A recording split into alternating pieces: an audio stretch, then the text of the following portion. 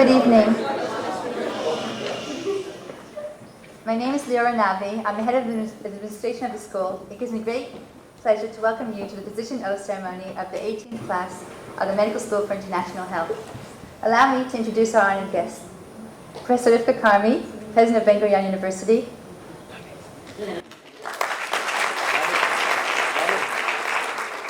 Professor Amos Katz, the Dean of the Faculty of Health Sciences. Director of the Medical School for International Health, Professor Mark Clarfield. Associate Director, Professor Alan Jacobitz. And America Associate Director, Dr. Lee Patel. And last but not least, our distinguished guest of honor, graduate of class 2003, Dr. Erica Spatz. Distinguished guests, faculty members, students, and family and friends here in Beersheba, as well as those watching live over the internet, thank you for honoring us with your presence. I would like to invite Professor Mark Clarfield to make his introductory remarks.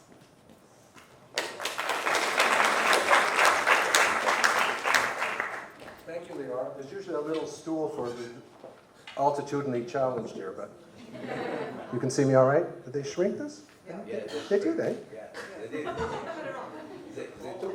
They took, because this thing usually be like up to here, and I have to climb up. It has 15 years to Okay, I'm growing. Okay. Anyway, honored guests, I won't name everybody again, although it is customary here to do so. I'll take a little shortcut. But this really is, thank you all for coming, and especially to our beloved president, who was a little bit under the weather yesterday, but you made it, you soldiered on. Well, thanks a million. We'll talk some more about you shortly. And Professor Katz, the Dean of our faculty, was tremendously supportive, and all the important guests here. And especially, really, this is not about us old folks, but our students, our new class of 2019. This is really one of the ceremonies I enjoy the most that I have to preside over. We have a lot of nice ones, the gala, which brings back you people when you're in fourth year, and the graduation, of course, which is the highlight.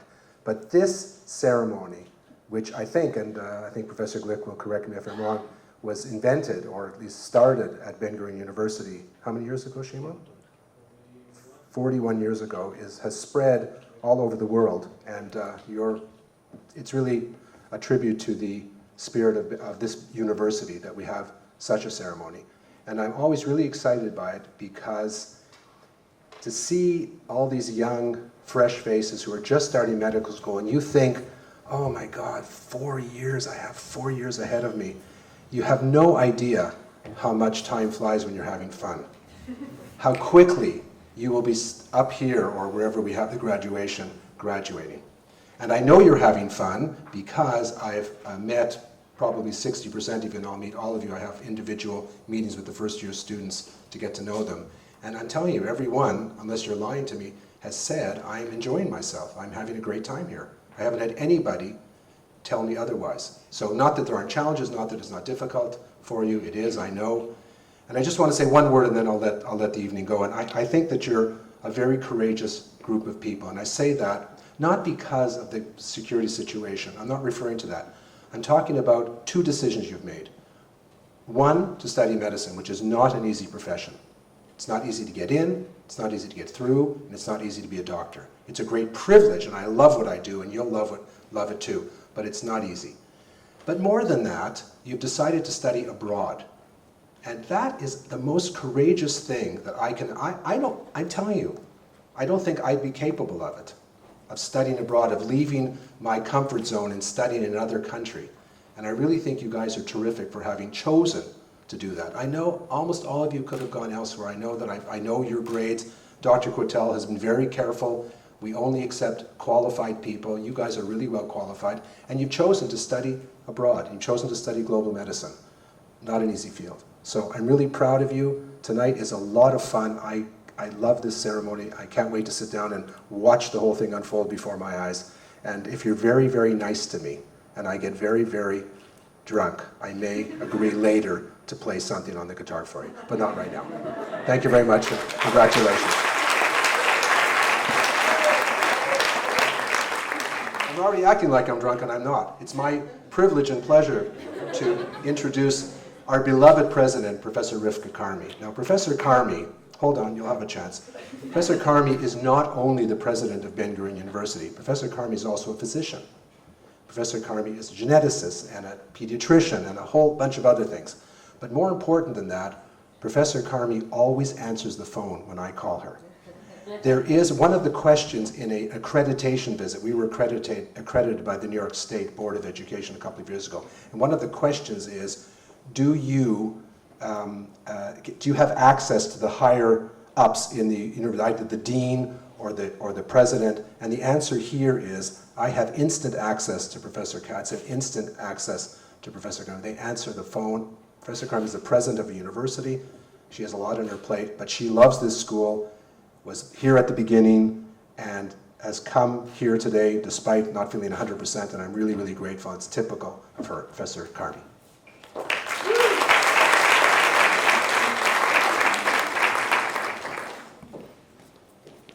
Thank you, Mark, for always being such a cheerleader. Thanks.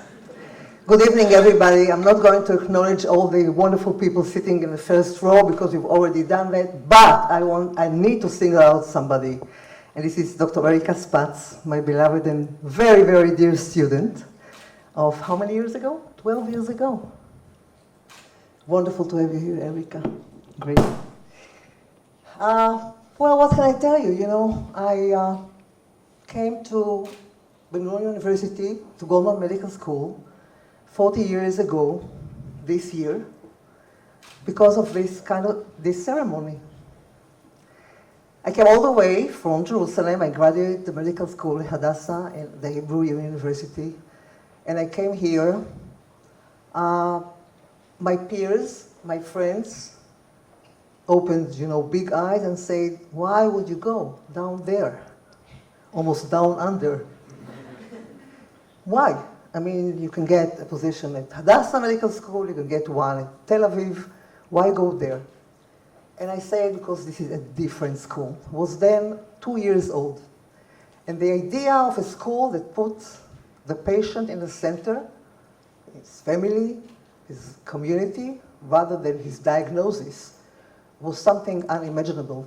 Specifically to me, because when I graduated medical school, I knew all the pediatric syndromes. I could say, tell you all about the genetics of pediatric syndromes. I didn't know how to check a child, with pneumonia or gastroenteritis. And I thought I needed some kind of a tikkun. But also I wanted to come to the Negev because I really felt that I have a mission.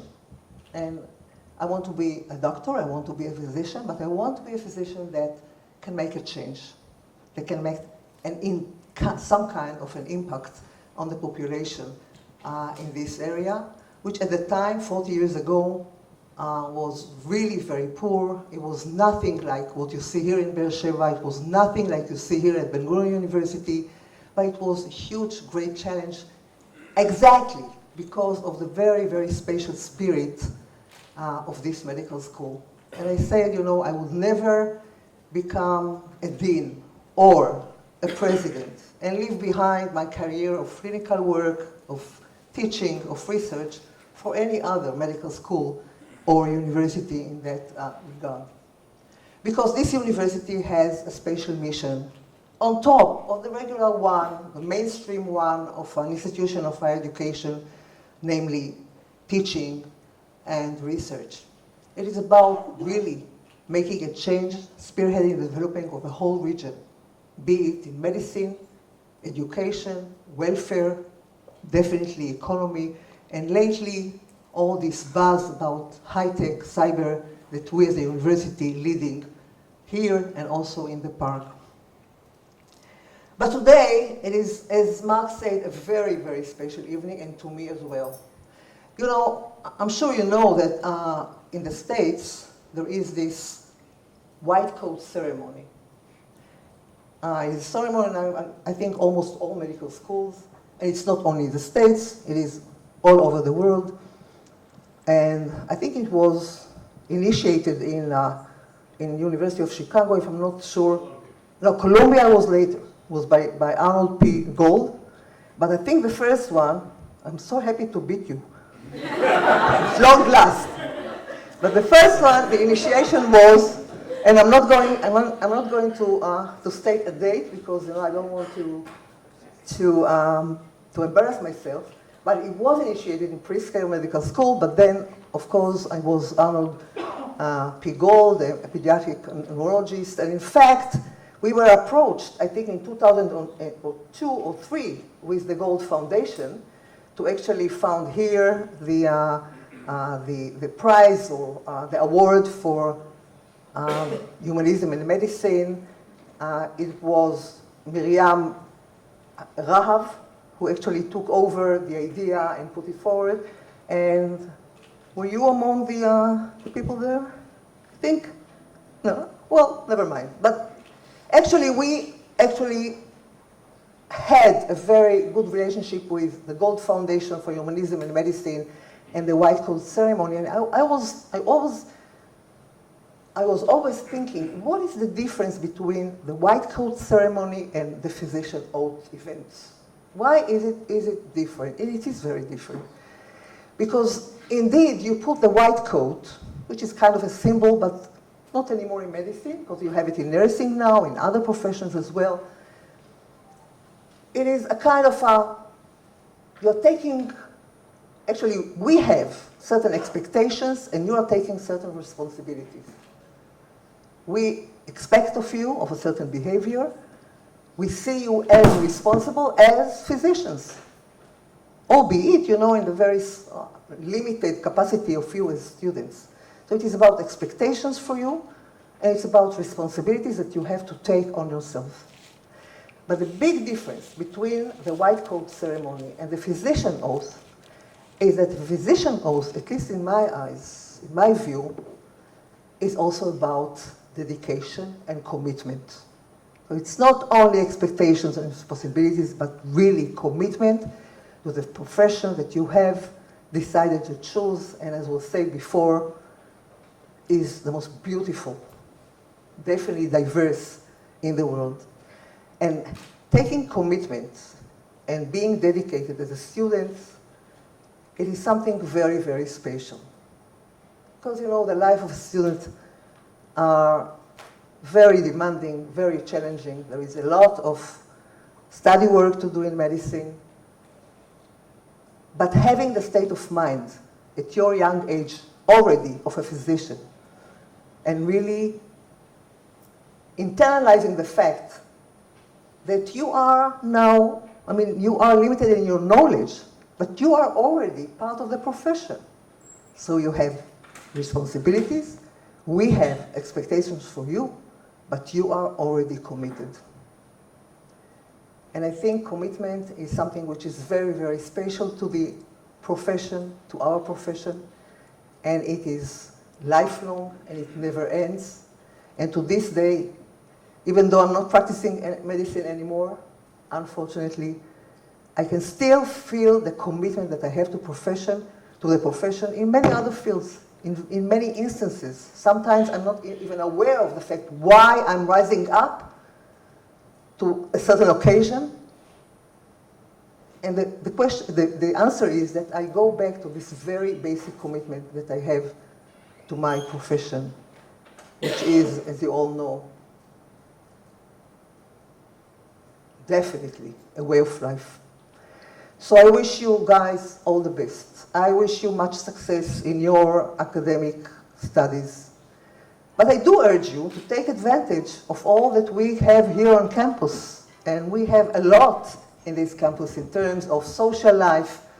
We made a point to make all activities on campus accessible to you guys, the guys that don't speak fluent Hebrew, although I'm sure that in a time you'll speak fluent Hebrew.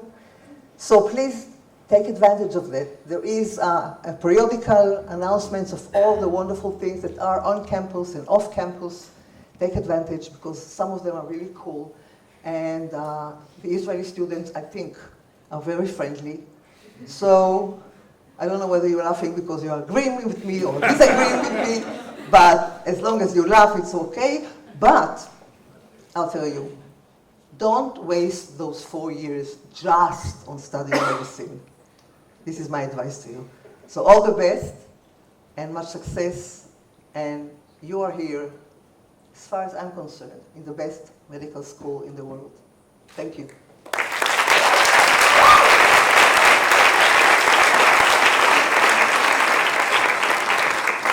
Thank you, Professor Karmi. I'd like to invite Professor Amos Katz, the Dean of the Faculty of Health Sciences.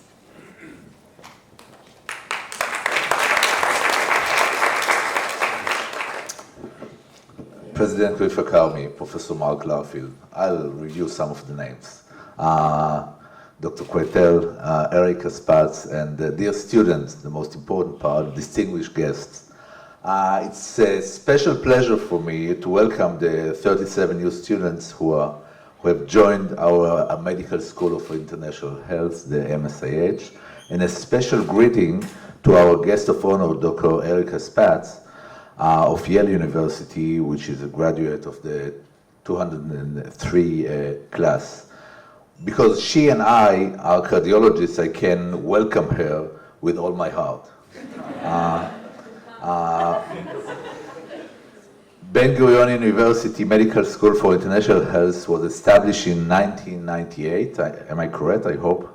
To train doctors with special skills in medicine, primary care, community preventive and population-based medicine, and global health.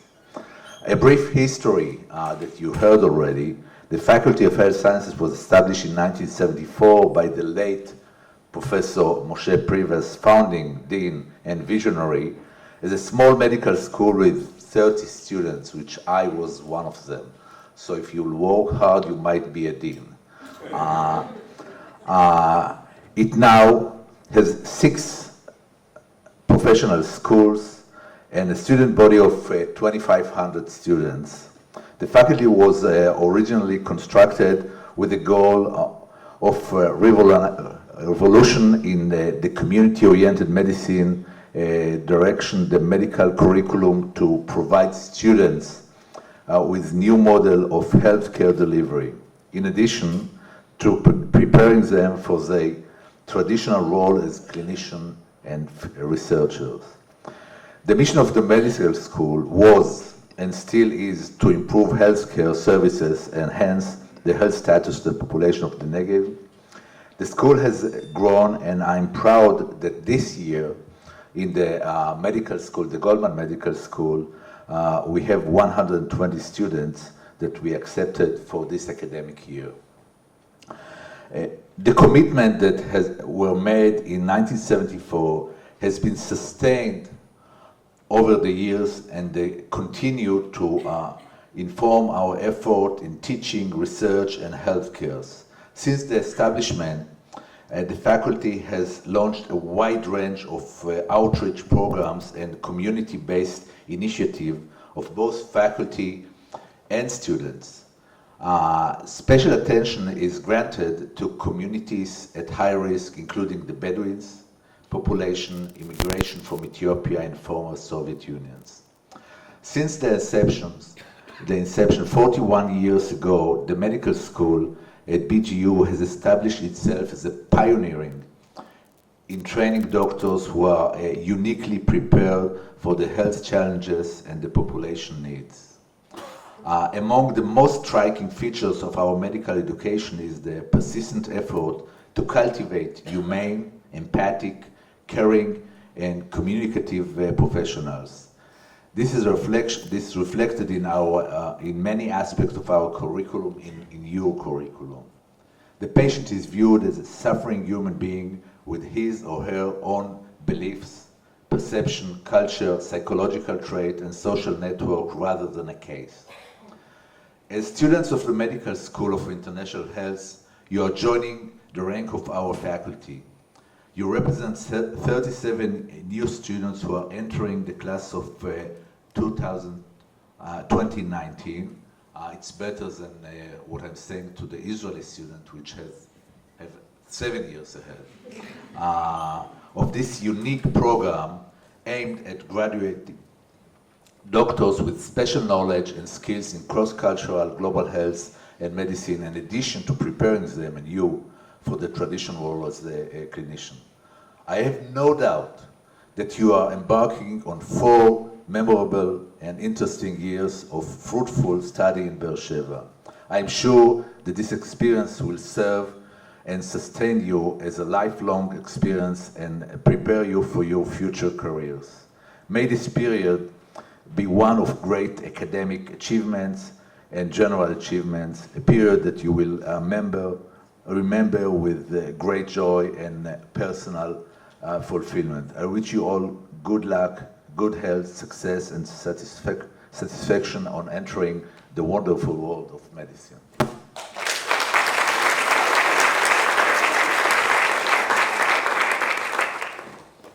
Thank you, Professor Katz. I'd like to invite our first-year students to perform, Rebecca Siegel and Shane Greenberg, Shir La'ava, Yachad Bagaya.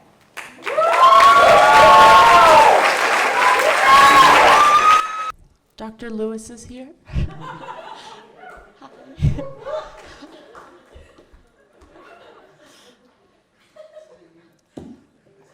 Thank you for coming.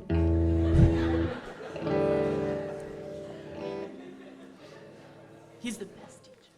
He's so awesome.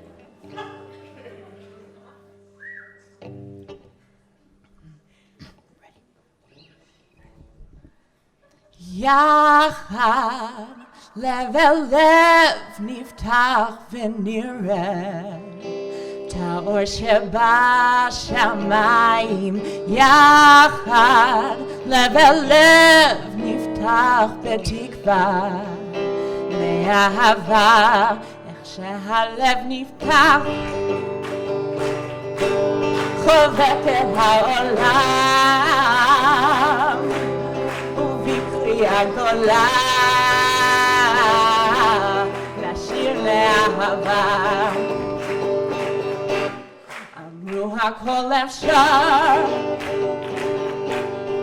זה לא מאוחר, השחר כבר עלה, זה זמן לאהבה. יחד לב אל לב נפתח ונראה את האור שבשמיים. יחד לב אל לב נפתח בתקווה ואהבה, רק אם נאמין ובלי שום דאווין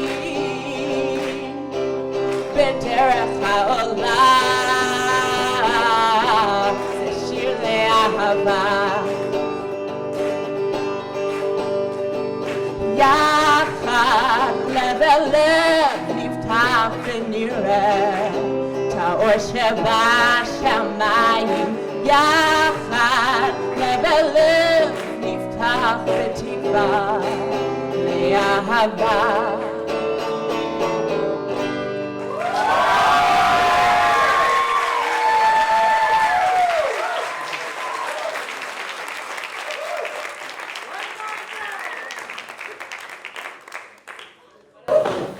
Thank you. That was good. And I hope you all know what Yachad is together, because you have 4 years of Yachad.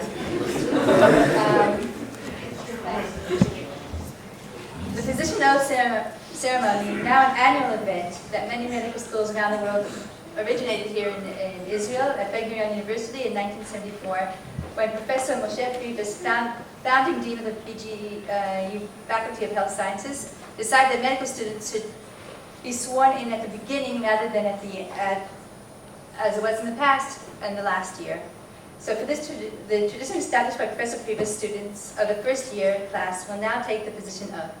I call Professor Shimon Blick, past dean of the Faculty of Health Sciences and Professor Emeritus of Gurion University, to swear you in. Please stand up.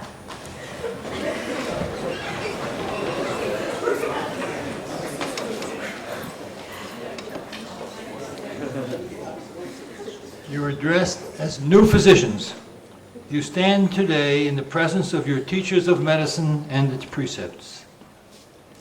you enter into a covenant with medicine to fulfill its commitments to the best of your ability with wisdom and integrity. That there may be established a generation of physicians motivated actively and dedicated faithfully to aid the suffering human being. This is the covenant into which I enter with you today. You are charged to stand at the side of the suffering individual, day and night, at all times and at all hours. You shall protect human life maximally and let its welfare ever be your chief concern.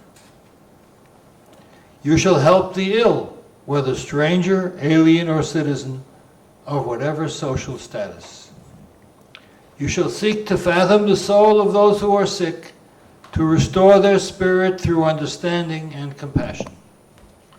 Do not be hasty in judgment, but consider your advice carefully tempering wisdom in the crucible of experience.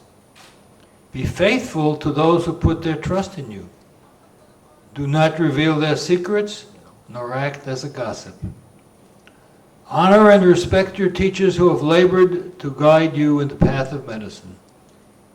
Guard the honor of your colleagues zealously, for their honor is your own.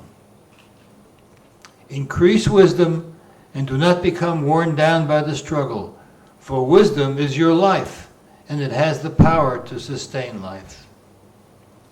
Use your wisdom for the health of the public as well to bring healing to the ills of the community. May the words of this covenant be close and dear to you, articulated clearly and felt deeply, that you may carry them out. And you will all respond, Amen. Amen. We will act accordingly. Please be seated.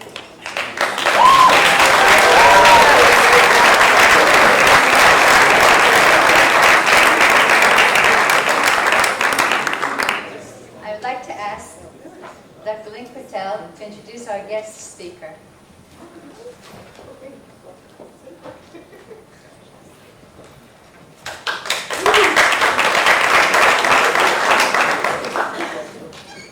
Congratulations to the class of 2019. I must admit that I didn't quite put that together until I saw it. 2019, I would sort of think of you as the entering class.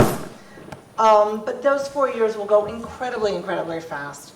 Congratulations to the class. Congratulations to your family members who are watching. And I bring greetings to everybody from the New York office, Jeanette, Kelly, Denise, Beth, Dr. Deckelbaum, and myself. As I was getting ready to put this together, I was thinking, I have the best job in this medical school. Sorry, Mark, but I really do. Because I, together with everybody in New York, have the opportunity of meeting all of you, of reading your applications, and of accepting you into medical school. I then have the opportunity at the flip end of coming every year and seeing everybody graduate and really just getting to share those joyous moments. And then sometimes in the middle of the year, I really get the opportunity to see one of our alumni. And that's always probably one of the most thrilling things for me to do, to really see the trajectory that the students go through from the time that we accept them till the time they become full-fledged sort of adult physicians. And it's really always a pleasure to see you, Erica, and I'm thrilled to be able to introduce you. Erica, as was mentioned earlier, was a member of the second entering class. And she did her undergraduate at Vanderbilt University, and then did her internal medicine residency and was a chief resident at Montefiore Medical Center in New York City. And that was followed by being a Robert Wood Johnson Clinical Scholars Program at Yale University, where she subsequently went and did a cardiology fellowship. And one of the things today that people asked us is, did your career path really take this path that you sort of expected it to?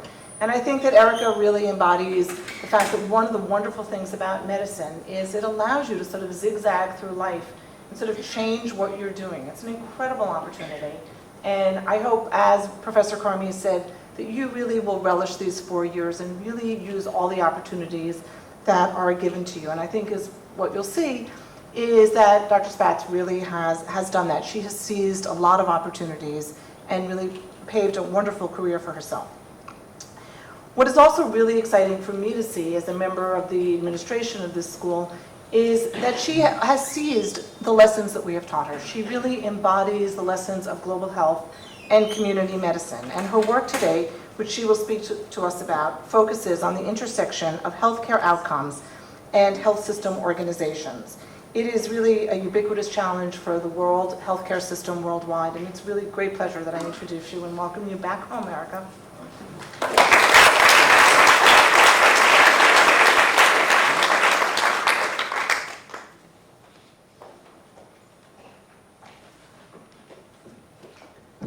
Wow, it is really wonderful to be back here and to see all these new, beautiful faces embarking on your new careers, and to see my old professors and deans who taught me everything I know about how to be a doctor, how to approach medicine.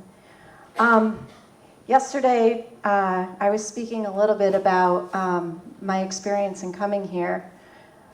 Professor Carmi, I remember dearly the lectures that you gave in genetics, and then seeing you on the floors, and then having you become the dean of our medical school, and then moving to the States and watching you rise to become president. And you have been such a role model for me in my life. I remember I was reflecting upon a time yesterday. It was not during one of the best times of our world. It was after 9/11, and I was on my obstetrics and gynecology rotation. We were all sort of in a state of shock and frozen the day after 9/11 occurred. And I remember you came to speak to us. And I remember I don't remember the words, but I remember the feeling. And it was a feeling that I had when I arrived here.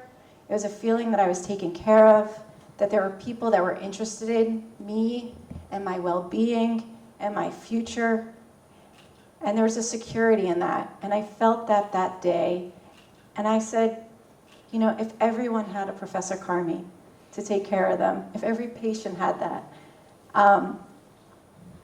it really taught me about caring for patients, but also for students and for each other in this really challenging but yet very rewarding profession. And I just wanted to thank you for that.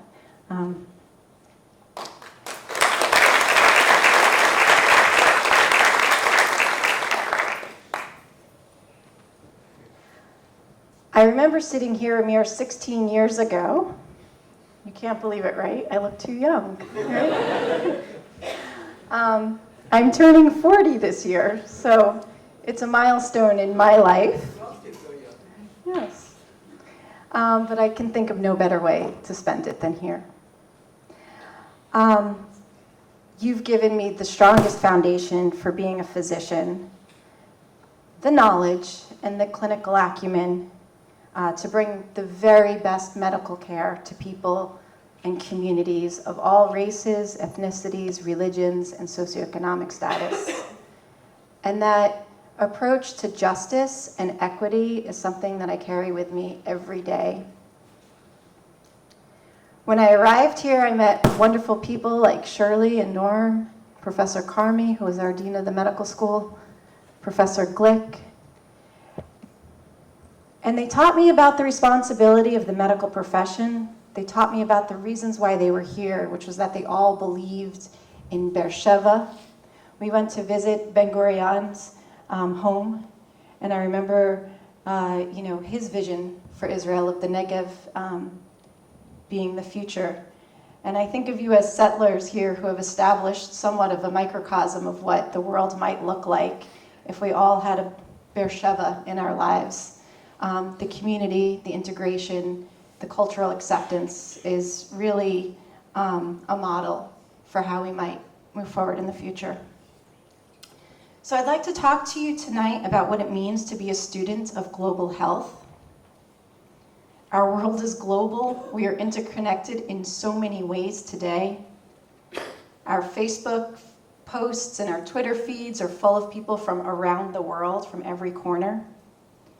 And as a physician, I can use these very same venues to enable me to share my science, to share my ideas, to crowdsource diagnoses. Aren't we interconnected? Do we really need students of global health? Maybe I sound like somebody who might be interviewing you one day. So I want to try to make it really crystal clear about what makes this program so special, what makes this university so special, and why it is absolutely important that you embrace this experience and honor it and take it with you and try to bring it with you in all of your future paths. I challenge you that what is unique about you, what is special about this program, and what it means to be a student of global health is not the module that you'll get on water purification. It is not the isolated experience that you'll have during your fourth year rotations in a developing part of this world. But rather, it is the nurturing and development that this university will bring to you, because I suspect that you, like me, were here to seek out something different. Your activism, your sensitivity to diversity, your passion to make healthcare accessible, equitable, and high quality for all. You've already demonstrated that you like to do things different, that you are willing to try something new, something unknown, that you are willing to take risks and to put your neck out there, to be adventurous and entrepreneurial. And the world needs more of this. And so I charge you to keep those very same ideals with you as you move through medicine, as you grind through the studies that are needed to make you an excellent doctor, and as you move forward. After I finished medical school and finished residency, I was at Yale doing the Robert Wood Johnson Clinical Scholars Program. I got an email from an organization called SHAPE. I don't remember what it stands for, but it was called SHAPE. And it was an organization with a bunch of leading cardiologists. And they were recommending doing a CAT scan of the heart for everyone as a screening. For everybody should have a CAT scan to look for coronary artery disease. And they had a video on their website, and it was a couple, a very good-looking, young, vibrant couple who had just gone out for lunch together with some friends. And the young woman driving home behind the wheel all of a sudden starts to clutch her chest and complain of chest pain, and then they show you her being wheeled away in an ambulance. And the message is that risk factors aren't always predicting heart disease, and that everybody should be scared of heart disease and everybody should get a CAT scan. And I said, what propaganda? Are you serious? Is this the way we're going to spend our healthcare money? And then, lo and behold, a few days later, I see an article in the paper that says that the state of Texas has passed a new mandate. It was charged by the congressman of Texas, and they mandated that insurance companies cover these very same CAT scans for all of the people in Texas. Every 5 years, that everyone should have one. I said, what? And it turns out that the backstory is that the congressman himself had a CAT scan, and it revealed that he had coronary artery disease, and he had bypass surgery, and he feels that it saved his life, and everybody should have this wonderful technology. And I started to look and see in the US what was actually on the books, what was mandated, what kinds of screening tests were mandated. And I found that the things that we had the most evidence for, pap smear, screening for HPV, or even mammograms, or put colonoscopies on there even, there wasn't as much data, were actually very sparingly supported by public policy. And in fact, what you saw were just the pet projects of congressmen like this person who were promoting public health. And I wrote an article in the Texas Times, if you will, in their leading newspaper.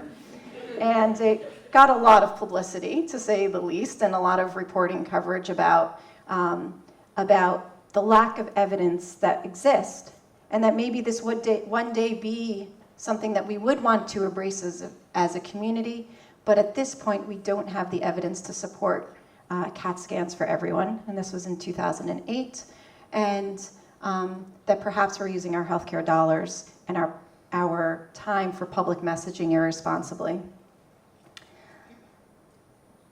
I tell you this story because when I was on my cardiology interviews, people wondered if I was a secret spy that was going to enter into the profession and try to put them out of business, which I assured them that I wasn't. But it was about that sort of passion, that need to speak up when you see things that aren't right, that sort of led me there.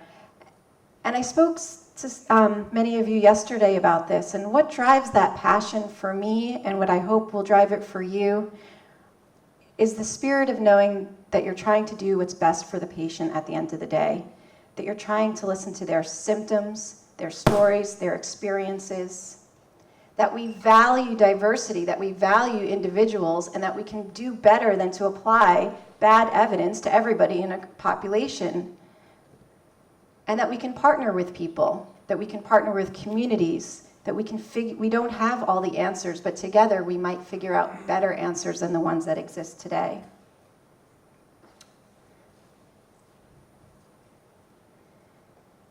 Too often we hurry to get a diagnosis, we run to order a test, to offer treatment, to read the most recent article and try to apply it.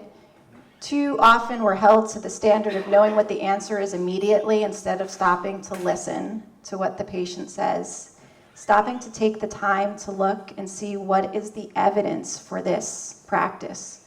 Too often we adopt the local culture of where we are and say, yes, I saw this, the old see one, do one, teach one, driven by culture that sometimes doesn't all add up.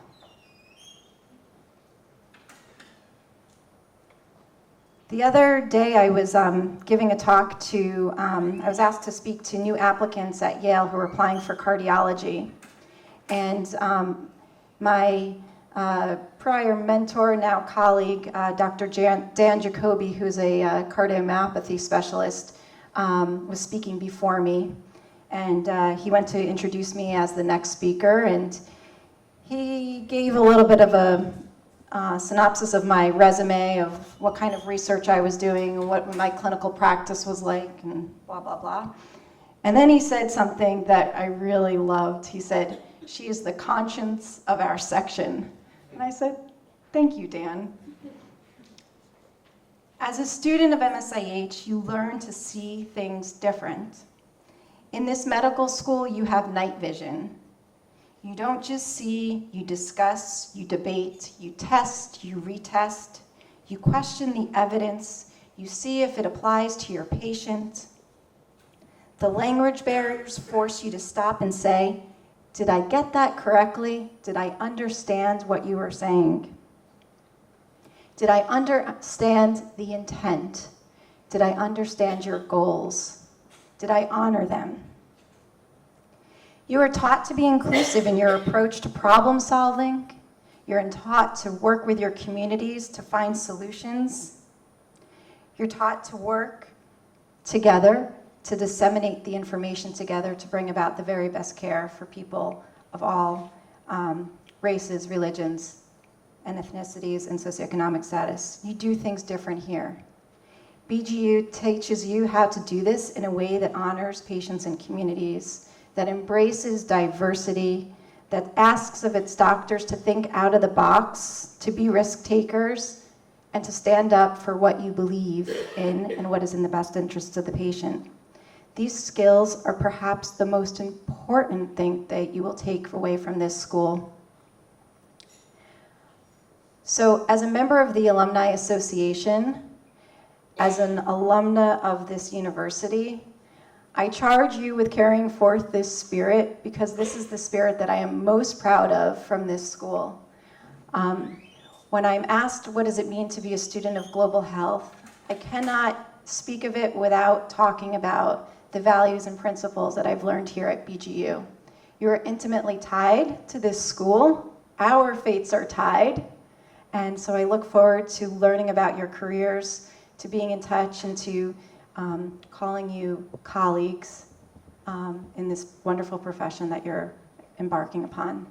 So congratulations and good luck.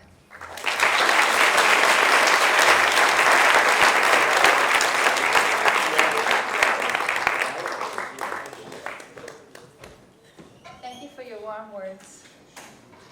I'd like to invite now the representative of class of 2019, Shane Greenberg and Justin Haledis. I hope I said it correctly. Did I?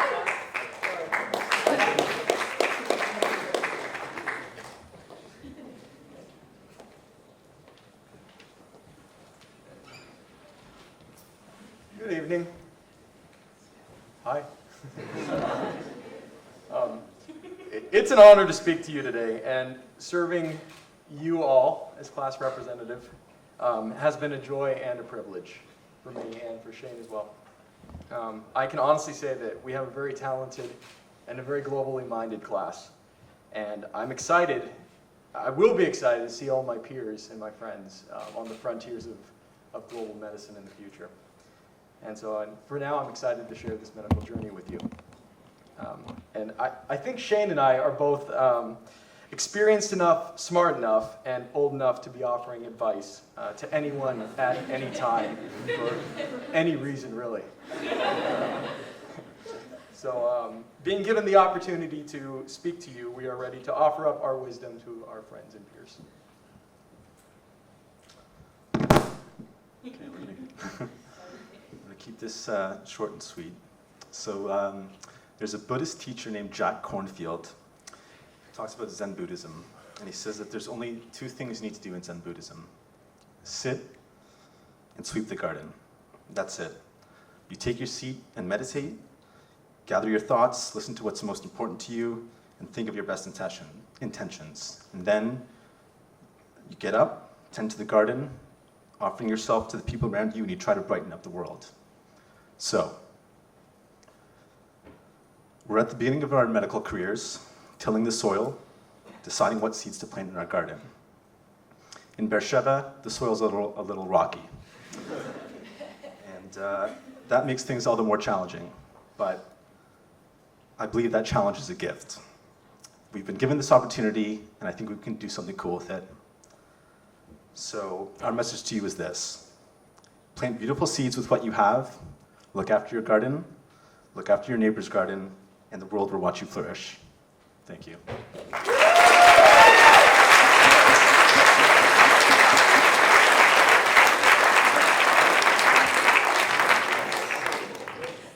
Thank you. I'd like to invite Claire Bachman to read the class honor code.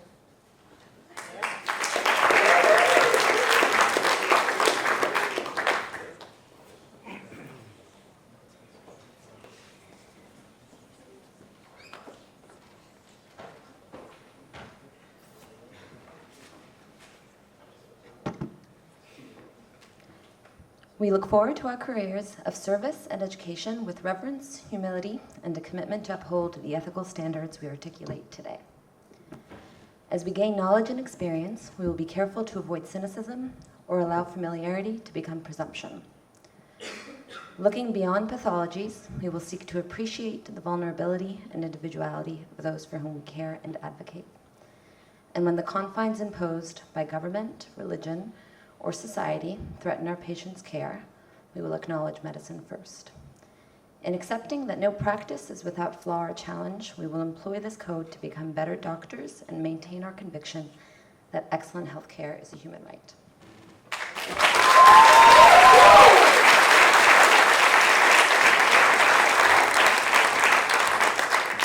Thank you, class 2019, and thank you, Claire. Okay, coming to the end, I'd like to thank the administration staff and Anat for organizing this evening. And that basically concludes our ceremony. I'd like to invite, for the singing of Hatikva, leading would be, second, sorry, Jonah Cohen and Luke Hartman.